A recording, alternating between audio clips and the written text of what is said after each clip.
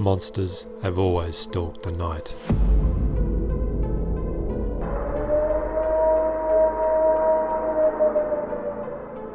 Since the world began, tales of terrible beasts in the dark have been told around the fires holding the shadows at bay.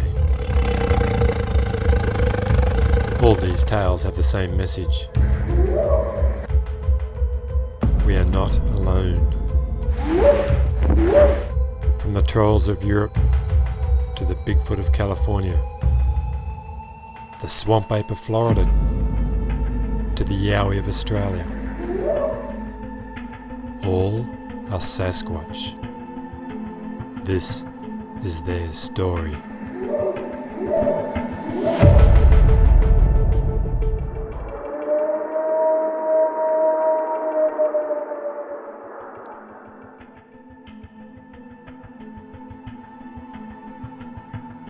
The young Sasquatch slid quickly from shadow to shadow in the dark forest, copying the movements of the larger one in front.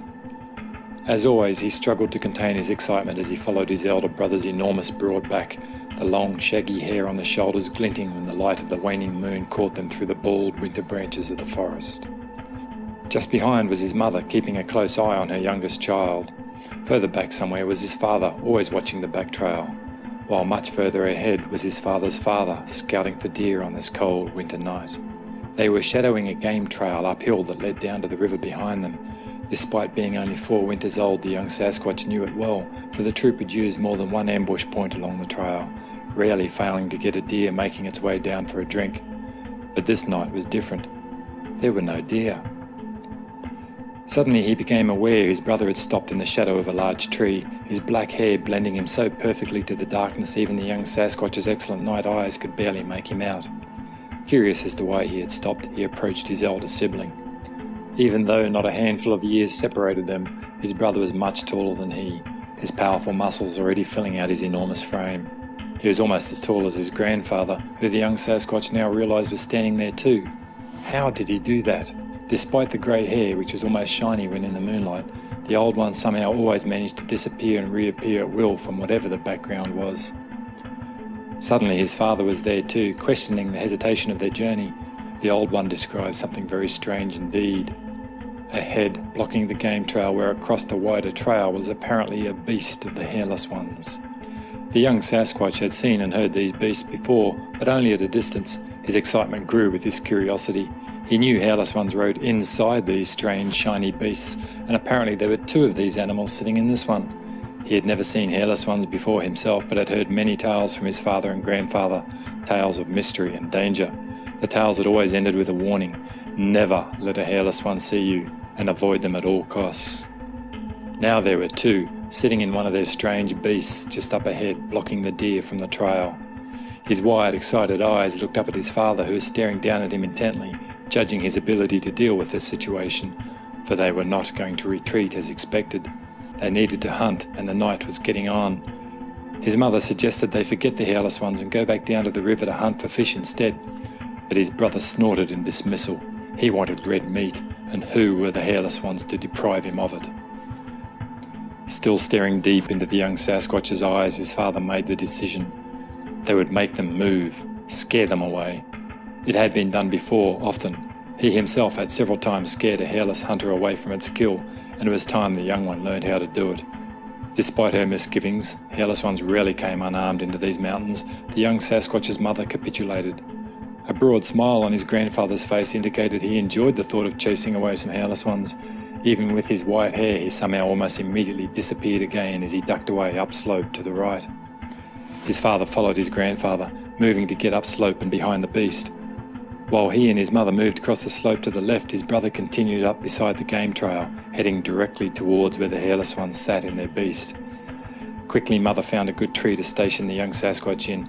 He was to watch the action from high up in its branches and be alert for any more hairless beasts that may come down the road. Leaving him, she dropped low and quietly moved towards the beast he could now see through the trees. He climbed higher where he could get an unobstructed view and gazed in wonder at what he was looking at.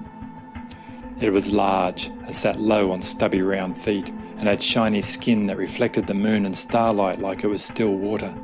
Through holes high up on its side, he could see the hairless ones themselves, their voices carrying clearly to his position in the tree.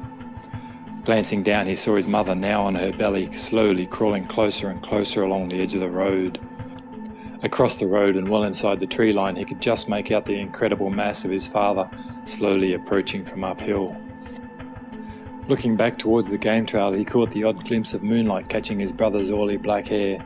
Grandfather, as usual, was nowhere to be seen, but the young Sasquatch knew he had to be there somewhere on the far side of the trail, likewise stealthily approaching the strange beast and its even stranger occupants.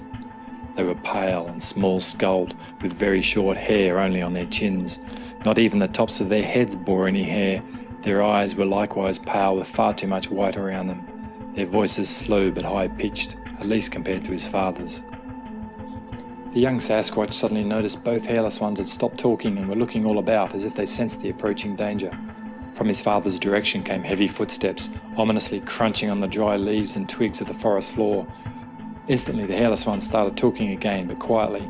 As soon as they did, his father stopped, waiting for them to go quiet again before making more stomping sounds. One even opened up some kind of panel and rose out of the beast to look around. The one still in the beast said something loudly, making its fellow quickly get back in, but they did not depart.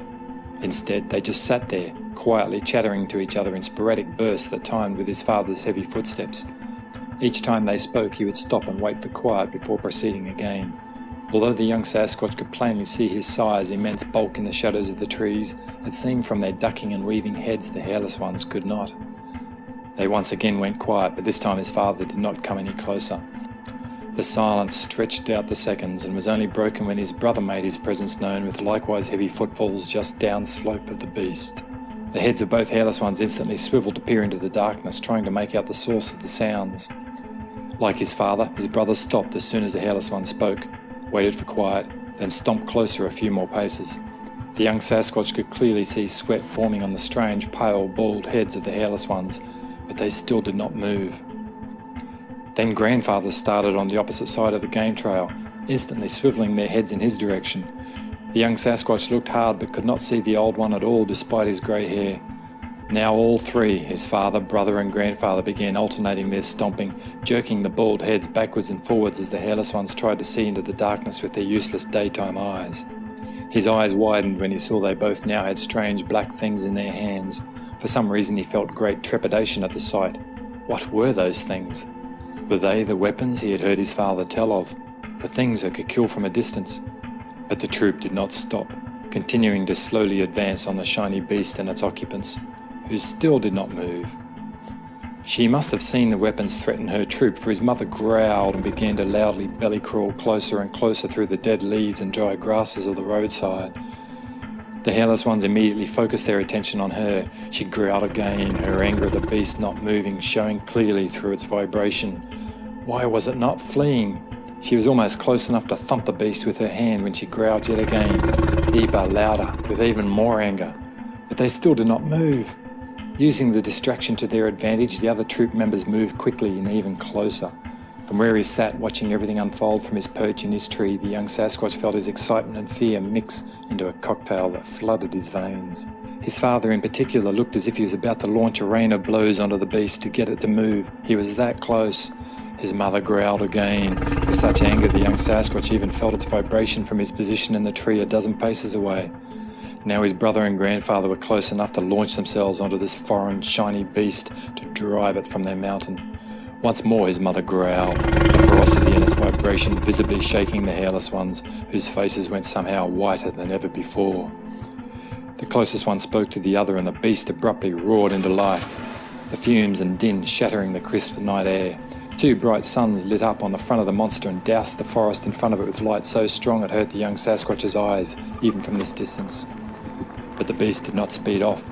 Almost delicately, it moved backwards and turned to face down the road towards where the young Sasquatch was hidden high in his tree, the lights turning the road into day.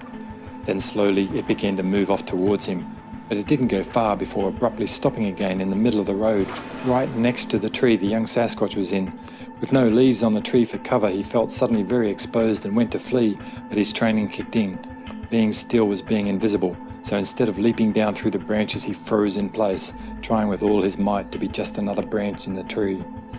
The hairless ones talked fast to each other, their voices shaking, and the bright lights went off again, returning the night to the peaceful dark once more.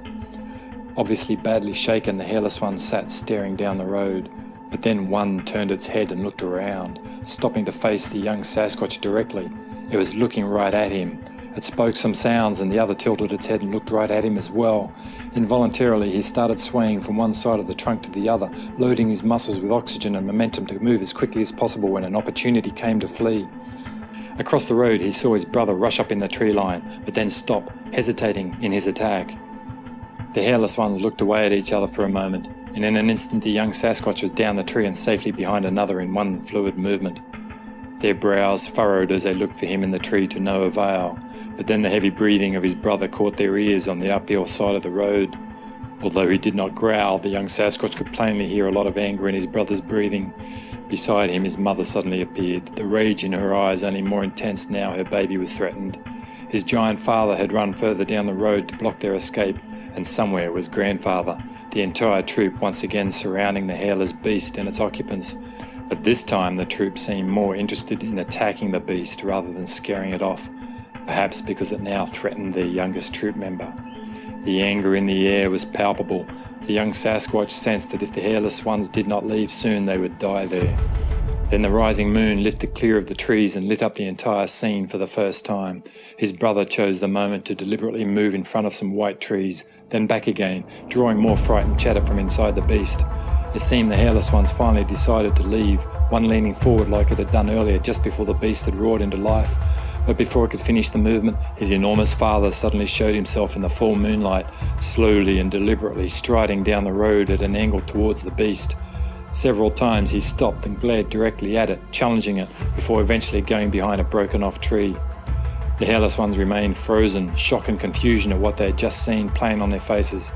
The young Sasquatch watched as his giant father stepped out from behind the broken-off tree to threaten the beast, trying to trigger it to attempt an escape, but it simply would not move.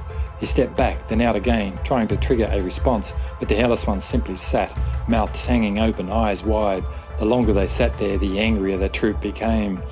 The young Sasquatch wondered at his father's actions. No longer did it seem he wanted these hairless ones to escape, for he was now effectively blocking their path.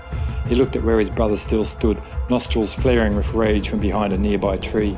Was his father trying to trigger the hairless ones to run, to leave their beast in terror and flee right into a trap? Then grandfather appeared, launching himself in a long leap out into the road.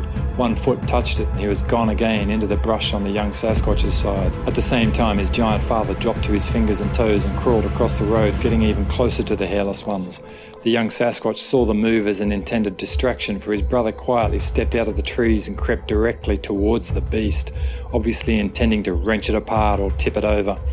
The young Sasquatch never found out which, for suddenly the beast roared back into life and with a spray of gravel tore off down the road at great speed. It went so fast even his father missed as he lunged out at it as it passed. The entire troop came out into the road to watch it depart. In no time it was around the next corner, and they had to content themselves with listening to it flee down the mountain, skidding around corners and roaring with desperation as it went.